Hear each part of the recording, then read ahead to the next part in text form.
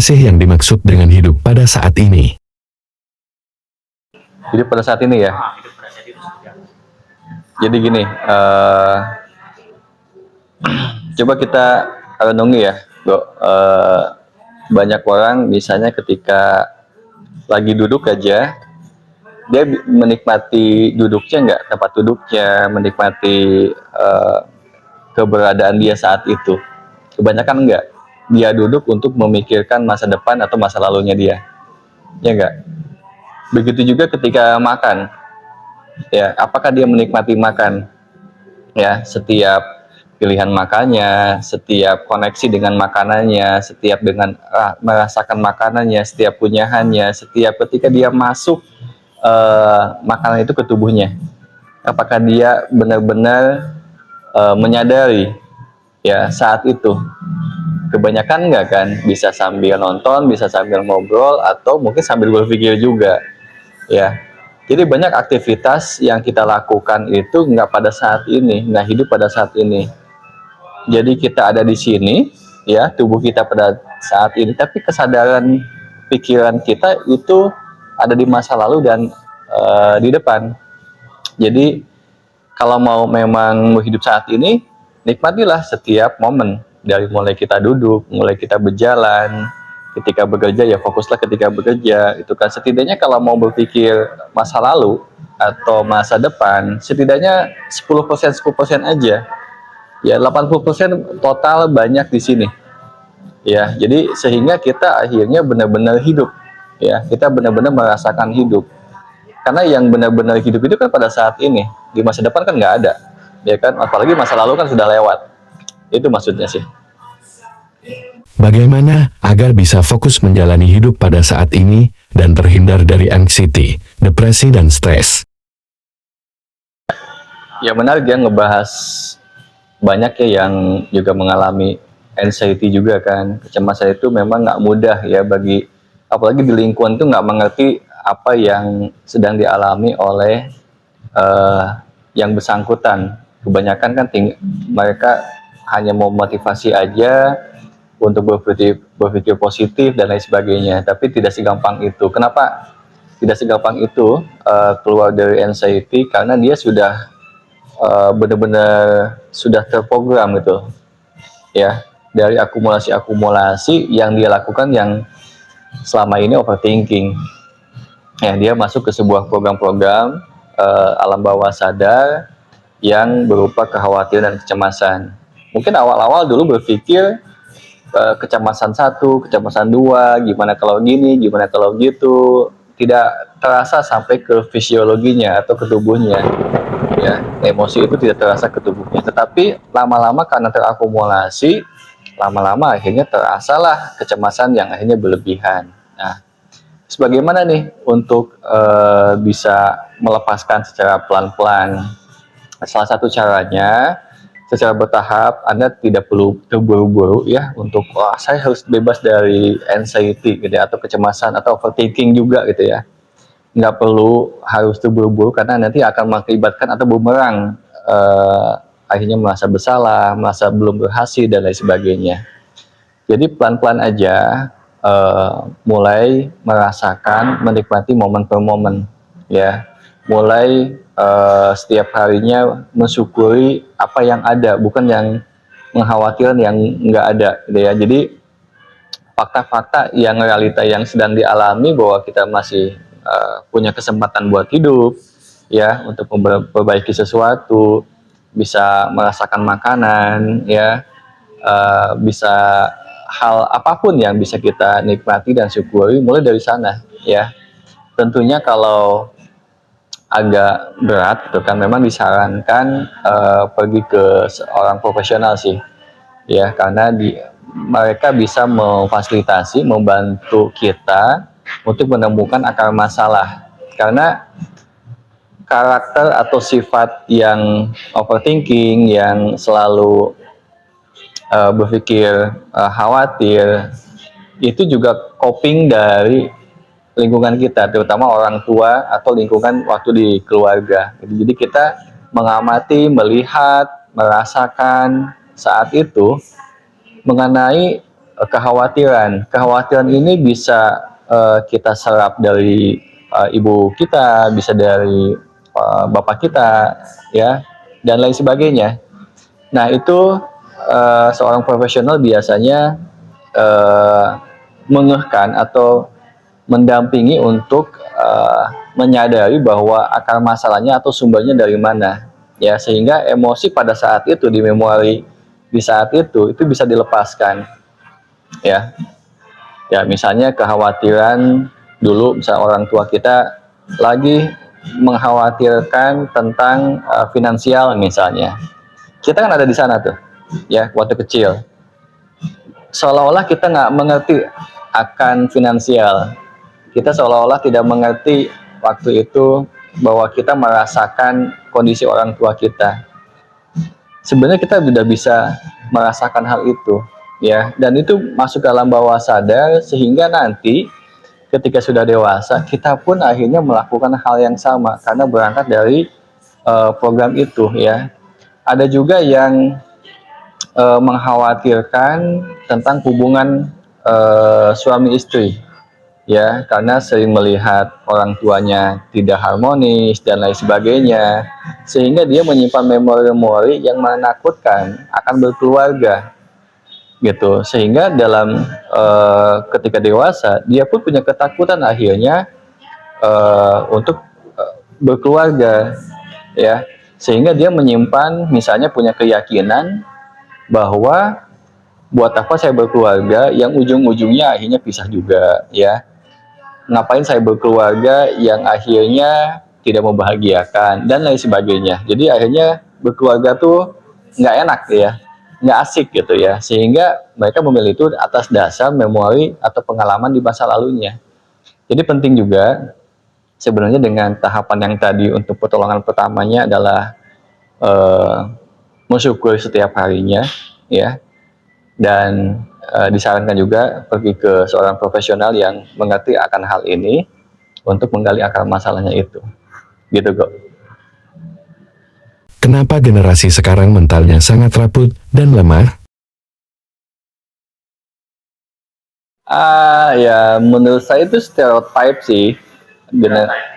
Generasi Z itu kan ada juga istilah strawberry generation gitu, ya, atau generasi strawberry katanya kan, jadi kayak nampak keras, ya, nampak bagus, tapi ketika ditekan itu lembek gitu kan. Faktanya kan tidak semuanya begitu, ya kan. Ada generasi saat ini gitu, ya, eh ada yang bagus, ya, menciptakan sesuatu, dia malah membuka peluang kerja, ya, pada usia yang muda itu kan. Ada juga yang milenial yang rapuh. Ya nggak gitu kan. Orang dulu juga ada yang rapuh juga, ada yang kuat juga. Nah, cuma mungkin kebanyakan mungkin iya, tapi kan tidak semuanya. Ya, jadi jangan dibikin stereotip bahwa generasi Z itu kayak strawberry generation. Nggak semuanya kayak strawberry, ya. Ada juga yang benar-benar kayak pas gitu, yang bagus gitu, ya. Nah, ini balik lagi bukan tentang generasi, tetapi tentang bagaimana cara dia berkehidupan pada saat dididik sama orang tuanya. Itu penting banget, ya. Nah, kalau kita bahas kebanyakan, ya, oke, kita bahas kebanyakan yang rapuh, gitu, ya. Pertama, dididik oleh orang tuanya yang juga belum selesai pada masa lalunya. Dia masih menyesal, masih punya rasa bersalah dia dipendam, akhirnya keluar berekspresi marah, ya. Dia penuh defensif, ya. Dia membela dirinya dengan luar biasa sehingga dia tidak mendengar. Itu berangkat dari luka batin dari orang tuanya, sehingga menghasilkan, ya, generasi selanjutnya juga akhirnya terluka juga, ya. Ada yang akhirnya terluka dan ketemu lingkungan yang membuatnya akhirnya menjadi lebih kuat, ya. Ya, itu beruntung gitu, ya, ketemu orang-orang mungkin di lingkungan di luar yang akhirnya membuat dia bangkit. Ada juga yang ketemu lagi dengan orang-orang yang sama ya makin lemah gitu kan ya. Gitu, ini tentang perjalanan hidupnya sih gitu kan. Kedua juga secara pola didik, mereka dididik oleh orang tua yang bisa saja dia punya pengalaman yang menyakitkan ya, dan dia bereaksi atas ketidaksetujuan cara mendidik eh, orang tuanya kepada dia, ya misalnya dengan ketegasan, dan dia tuh kayak nggak mau gitu kan. Jadi akhirnya ada bahasa-bahasa anak saya nggak boleh susah ya, eh, lebih dimanja ya, nggak sama kayak saya dulu dididiknya gitu kan, semuanya kayak dibatasi dan segala macam. Nah, pada generasi selanjutnya dia mendidik anaknya, atau anaknya ini yang dididik oleh tuanya itu jadi manja ya, semuanya disiapkan dan lebih banyak toleransinya gitu ya, ketegasannya kurang di sana. Nah itu akhirnya itu bisa tuh menjadi yang namanya strawberry ya generation ya. Tapi menurut saya bukan dari eh, generasi itu batasan umur ya, lahir dari tahun berapa ke berapa, siapapun juga, milenial pun bisa jadi strawberry generation bagi saya sih gitu ya, ketika memang dididik seperti itu ya. Jadi ketika akhirnya mereka didik seperti itu, akhirnya kan dia jadi daya tahannya kurang kan ya. Misal parenting juga nih, parenting banyak mengajarkan bahwa ke anak itu harus lemah lembut ya kan, harus lemah lembut. Yang terjadi apa? Yang terjadi lemah lembut dia didapatkan di rumahnya, faktanya ketika di luar kehidupan tuh seperti apa ya, seperti hutan liar gitu kan. Banyak orang yang nggak bisa juga memperlakukan dia dengan lemah lembut ya. Ada juga yang memperlakukan dia tidak adil, memperlakukan dengan tegas dengan segala konsekuensi yang dia pilih. Itulah hidup ya. Jadi baiknya adalah dalam parenting pun itu dididik, kalau memang lebih kuat ya lemah lembut, ya tegas juga gitu ya. Jadi hitam putih itu tetap tetap perlu ada, biar dia tetap seimbang, biar tetap dia menjadi utuh justru. Tapi kalau hanya kita dididik dengan satu sisi saja, tanda kutip gitu ya, positif aja, tanpa tanda kutip negatif ya, tapi yang berkontribusi tegas gitu, seolah-olah kan tega ya, tega banget gitu kan, misalnya kan ke anaknya, seakan-akan kan itu kayak kayak sesuatu yang salah gitu kan. Tetapi anak jadi belajar tentang sebuah ketegasan, misalnya kan begitu. Nah, akhirnya ketika di dalam kehidupan realnya, dia pun juga akhirnya hidup secara realistis gitu ya. Dia tidak membanding-bandingkan antara kehidupan di luar dengan apa yang dialami di rumahnya ya, yang disayang, yang dimanja, penuh dengan toleransi, selalu dimaafkan dan lain sebagainya. Hey, kan realitanya tidak begitu gitu kan ya. Jadi cobalah sebagai orang tua juga berikan kesadaran hal ini ya, tentang realitas kehidupan seperti itu. Bagaimana tanggapan Coach Dani mengenai fenomena yang lagi marak perihal child free? Itu yang menarik ya tentang child free ya, agak-agak viral kan kemarin ya, child free. Oke, saya sih punya dua pandangan ya. Begini, satu, bahwa child free itu berangkat dari sebuah dorongan, sebuah kesadaran bahwa ketika mereka merasa belum siap ya, dia memutuskan untuk child free ya, untuk belum siap ya. Jadi dia memutuskan untuk child free, untuk belum bukan tidak punya anak mungkin ya. Ada yang memutuskan tidak punya anak memang ya. Nah, atau ada juga yang belum punya anak saat itu karena belum siap saat itu. Ada juga yang memutuskan enggak sama sekali. Begitu. Nah, kalau dari sisi saya itu keputusan itu perlu digali dulu. Ya, apa yang membuat keputusan itu? Ya, dasarnya apa? Ya, apakah atas dasar ketakutan atau memang ada sebuah kesadaran yang lain, ya.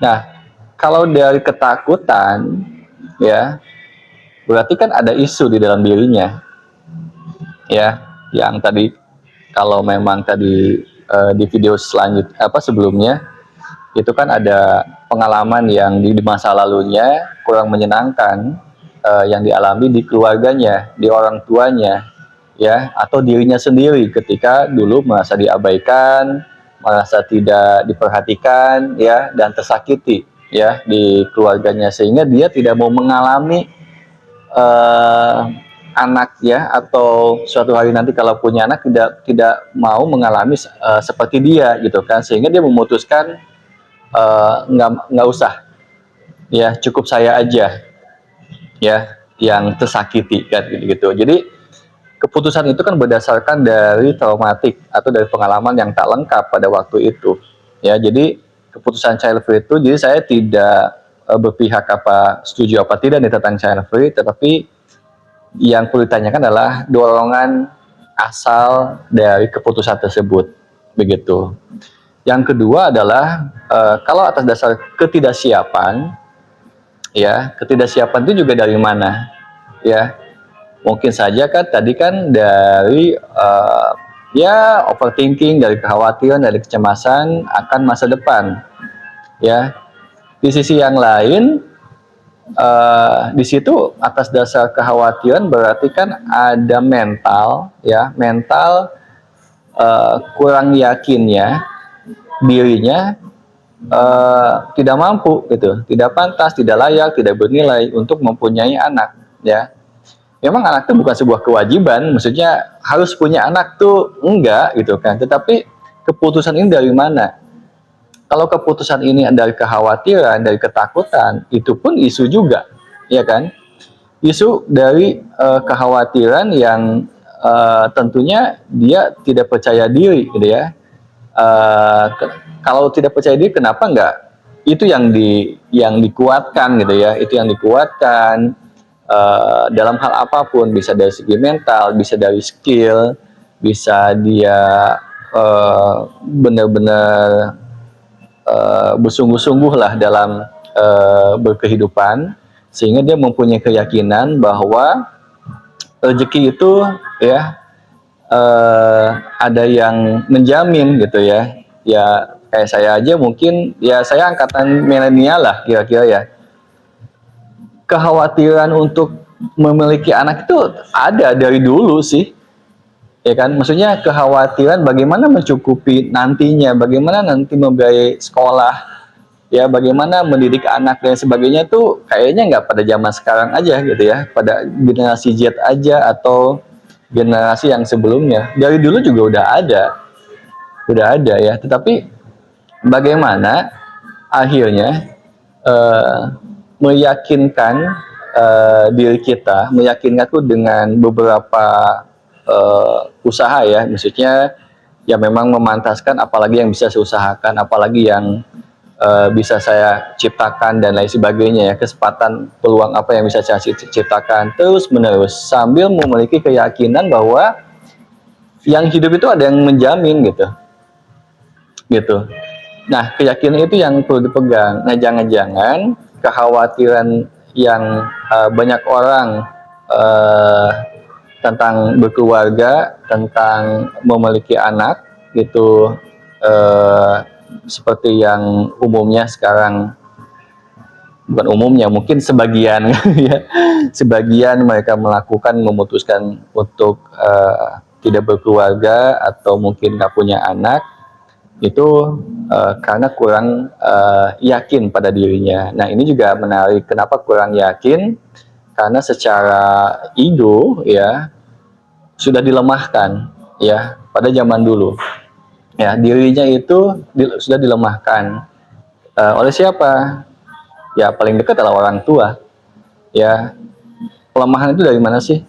Mulai dari tidak didengarkan, ya, apapun diintervensi, ya, apalagi sampai diabaikan dan lain sebagainya, sehingga dia tidak merasa bernilai, kan. Nah, muncullah di sini kurang percaya diri, ya. Akhirnya juga memutuskan sesuatu juga penuh keraguan sampai akhirnya terjadi kompleksis ke hal-hal yang lainnya gitu. Jadi balik lagi bahwa keputusan berkeluarga atau tidak itu hak semua orang. Cuma sebagai saya praktisi kesadaran, silakan ditanyakan dulu keputusan itu dari mana, ya dasarnya dari mana, dorongan dari mana. Jangan-jangan bahwa keputusan itu adalah keputusan dari rasa takut, dari pengalaman yang tak lengkap, ya dari yang dialami orang yang bersangkutan pada masa lalunya atau pengalaman di keluarganya, gitu kok.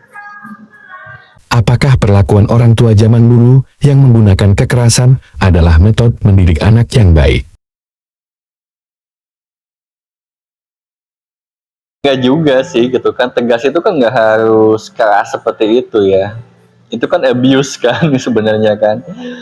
Jadi zaman dulu pun itu memang apa, tidak tepat gitu ya, kecuali kalau Anda dilatih sebagai petarung, ya kan, kecuali kalau Anda dilatih memang sebagai prajurit, ya silakan gitu kan, karena memang realita hidupnya begitu ya.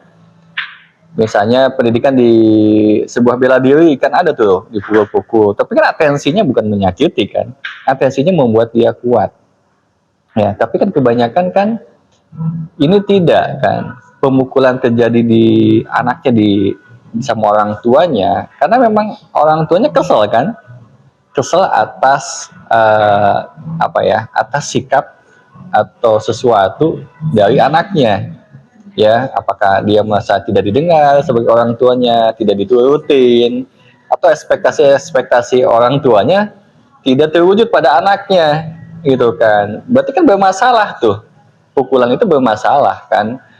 Kita bisa bedain lah kan, pukulan itu pukulan kasih sayang apa tidak gitu kan. Kalau pukulan kasih sayang paling juga mungkin gitu ya, ya paling dengan sentuhan yang sangat halus gitu kan, sebagai tanda bahwa ini udah keterlaluan ya, tapi nggak sampai menyakiti begitu. Jadi dulu kenapa sih kalau orang dulu gitu ya, ya generasi milenial masih banyak pengalaman lah gitu kan. Mungkin juga generasi saat ini juga ada juga yang terjadi mengalami abuse oleh orang tuanya kan.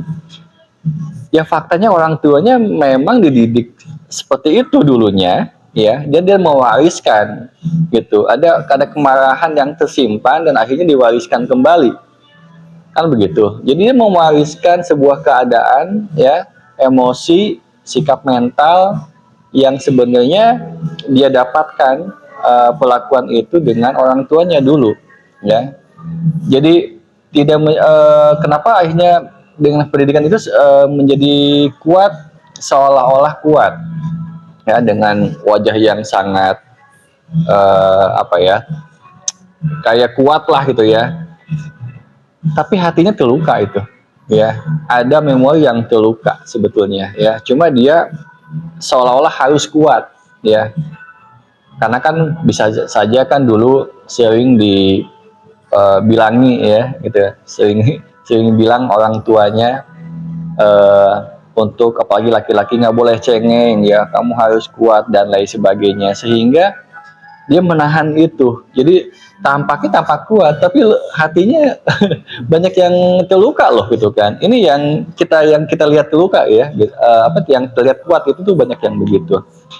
Jadi tangguh itu tidak seperti itu ya. Tangguh itu dia justru bisa lebih ikhlas ya, bisa lebih flow menjalani kehidupan tuh lebih santai. Itu orang yang tangguh. Tapi kalau yang dengan posisi yang sering marah ya, gampang-gampang ya, sering senggol bacok misalnya gitu ya, gampang tersulut, ya itu bukan kuat, berarti dia terluka gitu ya, seolah-olah kuat padahal enggak begitu.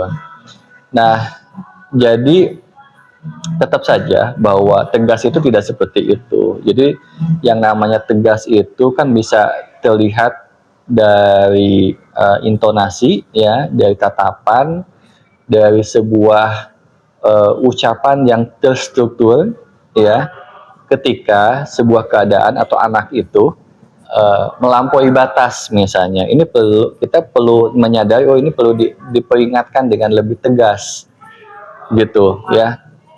Kemudian ajak komunikasi, kenapa orang tuanya melakukan itu, kenapa ketegasan ini akhirnya muncul, ya dikomunikasikan ya, jangan serta-merta cuma tegas terus akhirnya alasannya nggak tahu, ya ajak ya. Misalnya ketika, ya pengalaman saya lah dengan anak saya yang 5 tahun, baru kemarin gitu ya, bawa laptopnya lagi dipakai nih, tugas kakaknya.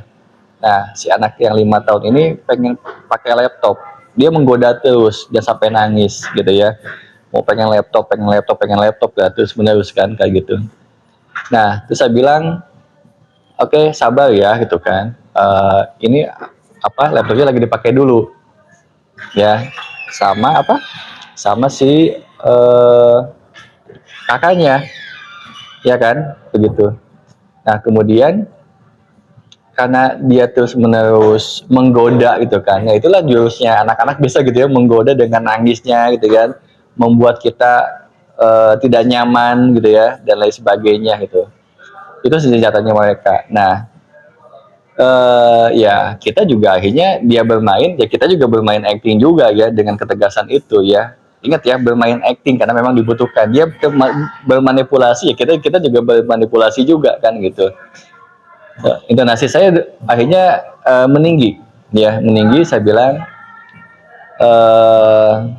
dengan menyebutkan namanya, terus saya hampir bilang gitu ya sama si anaknya gitu ya, dengan tatapan yang lebih tegas gitu kan, gitu. Saya bilang, saya sudah bilang tadi berkali-kali sama kamu bahwa laptop ini sedang dipakai gitu, dan kamu bisa bermain yang lain ya sambil menunggu ini selesai ya. Jangan sampai ketegasan ini akhirnya muncul karena ketidaksabaran kamu begitu. Nah sehingga anak tahu, oh iya ya gitu. Jadi mereka mengerti bahwa tidak selalu kan ada waktu, ada hak yang sama-sama saling menghormati gitu kan. Nggak bisa dia memaksakan kehendaknya dia gitu kan ya gitu. Nah seperti itu salah satu contohnya gitu kan. Nah bagi orang tua yang kadang-kadang merasa feeling guilty, merasa bersalah dengan melakukan itu, jadi malah jadi bermasalah kan, toleransi, terus akhirnya kita mengalah ya kan, mengalah. Bayangkan kalau dengan konteks kasus tadi dengan kakaknya gitu kan, kakaknya kan jadi merasa jadi korban, ya enggak, tidak dihormati juga haknya, akhirnya apa yang ada yang tersakiti gitu ya gitu. Ada juga kan mungkin di masa lalu ya, itu banyak sebagai kakak yang harus mengalah terus itu juga tersakiti juga kan begitu. Kalau bisa aku nggak mau jadi kakaknya gitu ya, karena selalu mengalah aja terus kan gitu. Kakak harus mengalah, kakak enggak ya, kakak tidak harus mengalah. Jadi orang tua tuh perlu membela haknya masing-masing gitu kan, sehingga si anak juga akhirnya mengerti tentang hak ya, kapan itu digunakan, kapan juga itu perlu dilepaskan juga, saling menghormati hak-hak ya individunya gitu kan. Itu dididik atau dikenalkan dari mulai lingkungan keluarga gitu. Seperti itu. Jadi salah satu bahwa tegas itu juga perlu sehat gitu.